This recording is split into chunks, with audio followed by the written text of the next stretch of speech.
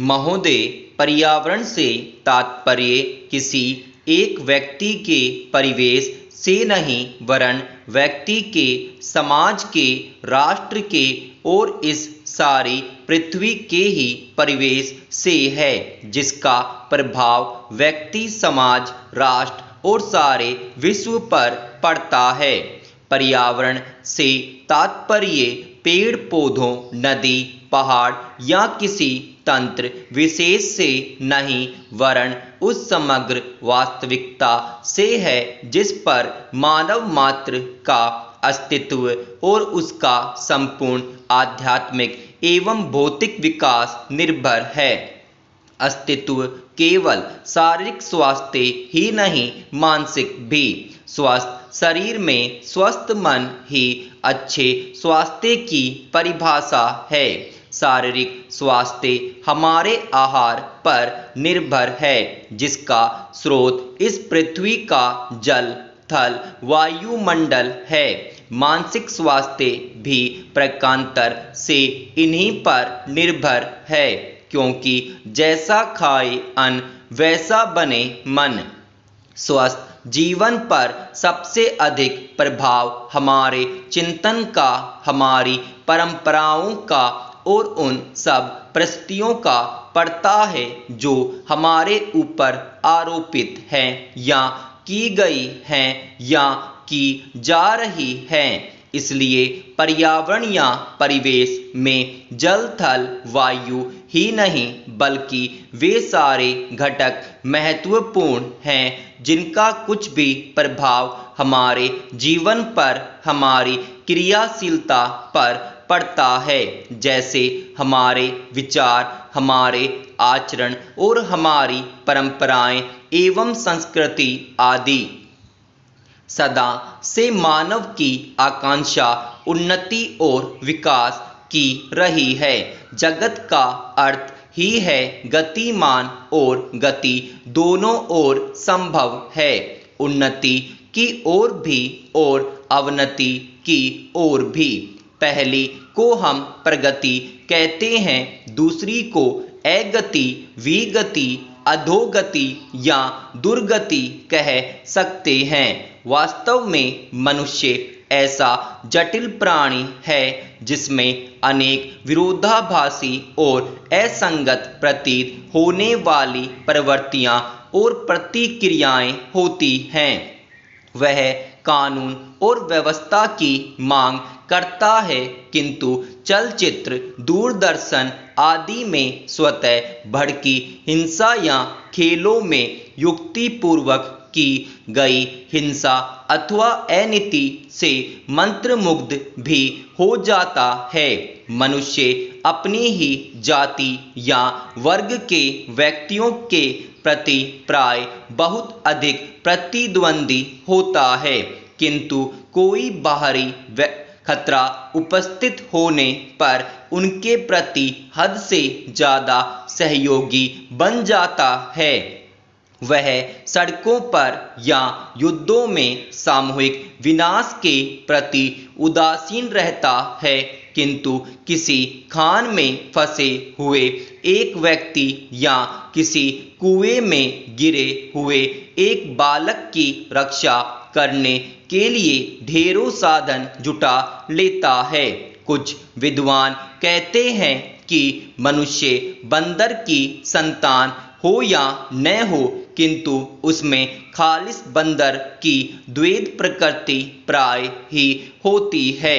उसमें शाकाहारी बंदरों की भांति वृक्षों में उछल कूद करने की प्रवृत्ति तो होती ही है, साथ ही ऐसे बंदरों की स्वाभाविक जिज्ञासा भी होती है जो अत्यंत संगठित गिरोहों में रहते हैं और भांति भांति का मांस खाने में मजा लेते हैं।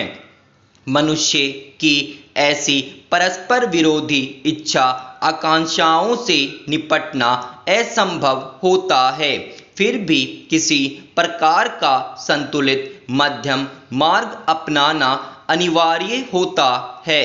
यही बुद्धिमानी का रास्ता है।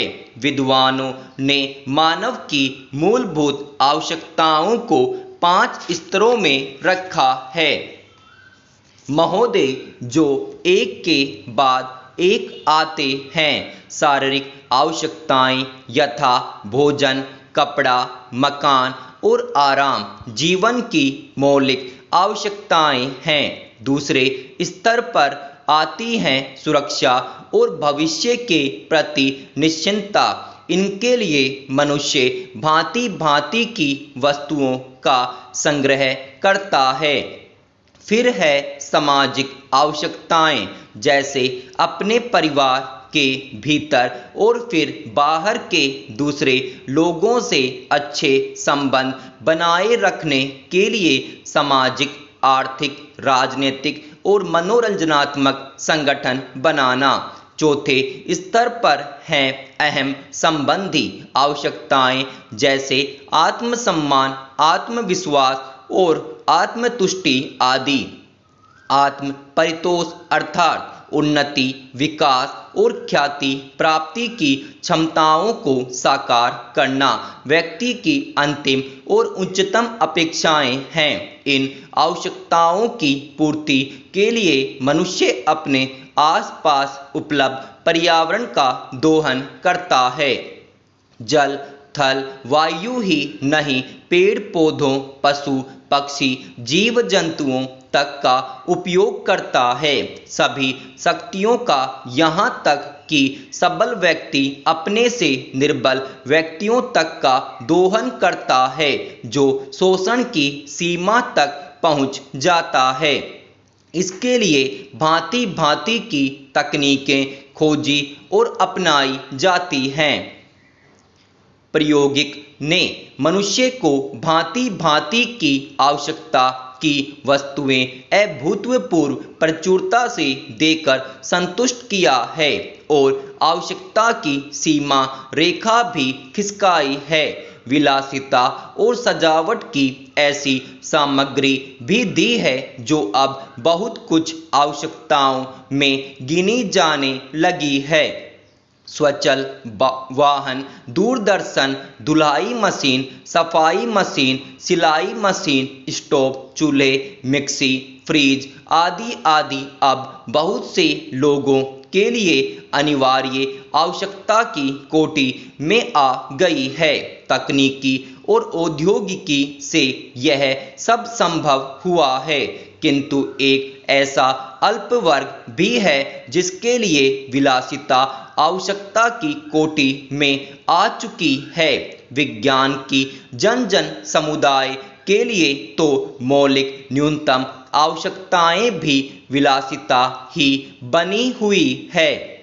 औद्योगिकरण के सहारे मनुष्य ने जितना भी विकास किया उसे वह उन्नति कहकर संतोष करने लगता है और अपनी द्वैध प्रकृति के कारण यह ध्यान नहीं देता कि इस विकास से वर्ग भेद पनपा है।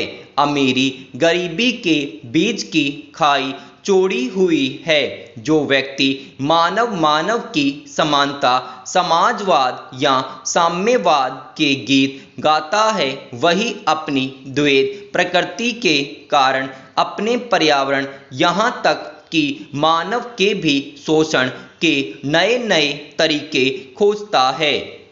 यह शोषण बलात्कार की सीमा तक पहुंच गया है।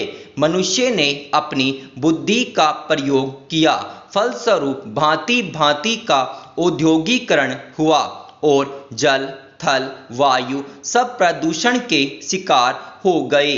जितना ही अधिक विकास हुआ उतना ही अधिक विनाश हुआ। प्राकृतिक संपदा का भीषण ह्रास हुआ। व्यापक वन विनाश से भूमि बंजर और मरुस्थल बन गई। एक बड़ा हवाई जहाज एक दिन में जितनी ऑक्सीजन खर्च करता है, उतनी ऑक्सीजन 17,000 हेक्टेयर वन में तैयार होती है, और वन बचे ही कितने हैं। इस उद्योग प्रधान सभ्यता का केंद्र पूंजी है और धर्म स्वार्थ है। मनुष्य का शोषण कर रहा है देश, देश का